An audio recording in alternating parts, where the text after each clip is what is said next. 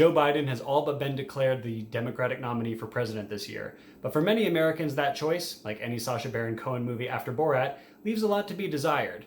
To make the decision more palatable and to score some woke points, former Vice President Biden has decided to choose for his running mate a woman. Here to comment, a woman. Yes, thank you, Trevor. I'm so honored to be chosen for this honorable role. Thank you for being here, Annie. Oh, can I call you Annie? It's Annie, actually. I'm any woman. I'm so sorry to correct you. No, not at all. To avoid confusion, I'll call you Miss Woman. Or is it Ms.? It's Mrs. I'm actually married. Our focus groups found that voters consider an unmarried woman of my age to be extraneous at best, if not shaky or a downright threat. So no, I have a husband, but you can rest assured I don't let my career aspirations demean or humiliate him. He's still my rock. Oh, who is the lucky guy? The Rock.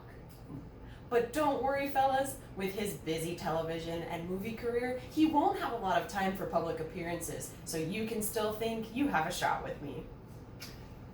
I'll go with Mrs. Woman then. Now for my first question, and I don't mean to imply anything, but I haven't heard of you. I don't like to cause a fuss, Trevor. The important thing is that I serve as an aloe vera to the sunburned female voters who really thought that this might be our year in the sun. Who really thought we might finally get a Kamala, Tulsi, an Elizabeth, even A Hillary. Do you have much gubernatorial experience?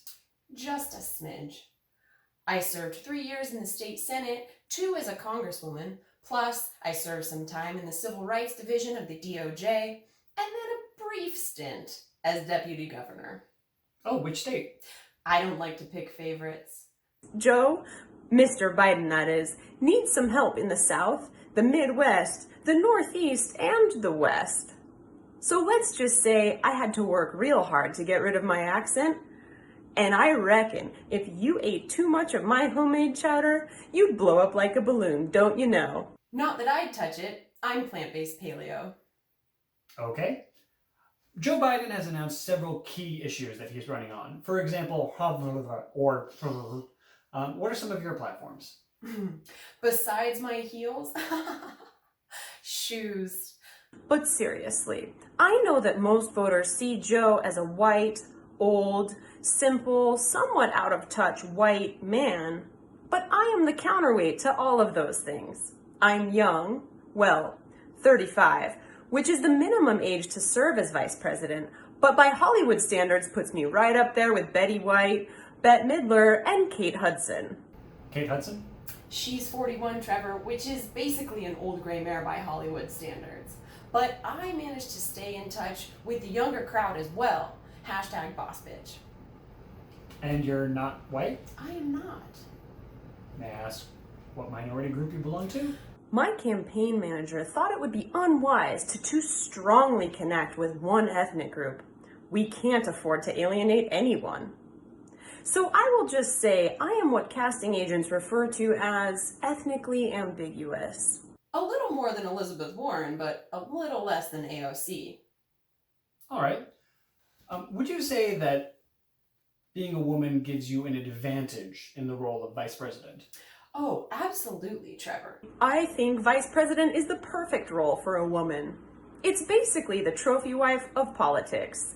Your job is not to have ideas or push initiatives or speak your mind.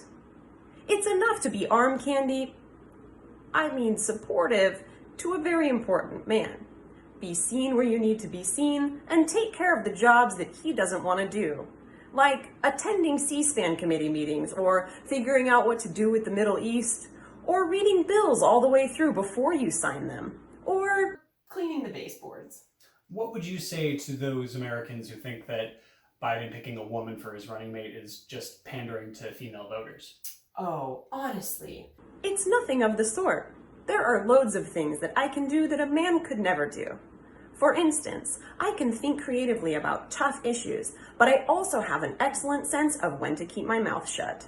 For instance, when a man is talking, or if I've gone on any longer than 3 sentences.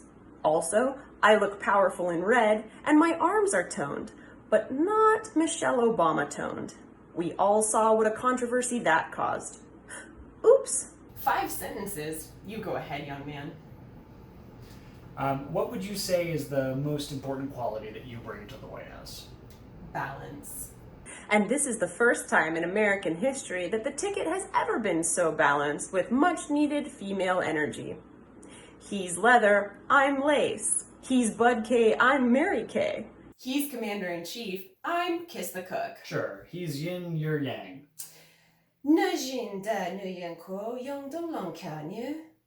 Sorry, I'm a little rusty. Are you Chinese? No, but I did spend a year abroad there when I was the ambassador. How have I not heard of you? I am a woman in politics, Trevor. If we lose this election, you'll go right back to forgetting all about me. Remember Michelle Bachmann? I don't. But I feel like it'd be difficult to forget you. Sorry. I sometimes have trouble relating to women if I'm not flirting with them. You and Joe both. But I'm here to distract from that. What do you mean? I think you can Tara read between the lines. What I mean is that you have extensive government experience and you don't seem to have an inkling of crazy. Oh, no. Perhaps I should work on that in my balance. It's possible I don't have enough wacky catchphrases or Just plain crazy bits to make myself meme-worthy. #boss bitch. But a woman doesn't want to become so meme-worthy that she seems off-kilter, or dare I say, Palin-esque. Nobody wants this face attached to a caption that reads, "A woman's place is in the house that she can see Russia from." Your balance? Yes, Trevor, my balance. You see, it's not enough to just be a woman. I have to be the perfect woman. You see, as a woman, it is important to come off as put together enough to be Veep material, but not so much that I seem uptight. To be cute enough to be cute, but not so cute that I seem like I'm trying to be cute or diminutive or damaging the cause. To be flirty enough to seem fun, but not so flirty that it is demeaning to my husband or threatening to your partner. To have enough experience that I am deemed fit for the job and well-rounded, but not so much that I seem like an old-timer or a career politician. To be educated enough to not spell things wrong or watch Too Hot to Handle, but not so educated that I seem like a spoiled little rich girl who has had everything handed to her. To be sexy, enough to be alluring and that people will vote for me just because I'm hot. But not so sexy that people think that's how I got the job, or I threaten other women, or I make men think that I'm unattainable. To be dedicated to my job, enough that I am effective and a positive role model to young women everywhere, but not so dedicated that I could be lambasted for being one of those women who neglects her children or doesn't make time or dinner for her husband and is a bad role model to women everywhere who are feeling the pressures of being expected to be all the good qualities of a man and the best qualities of a woman, to excel in their careers and make beautiful babies and teach them violin and have the best meatloaf recipe and cook the best chocolate chip cookies and to make it all seem very effortless and fun and good smelling. Is there anything else you'd like to know? Do you have any kids? 2.5. A woman, ladies and gentlemen. A patient woman can roast an ox on a lantern.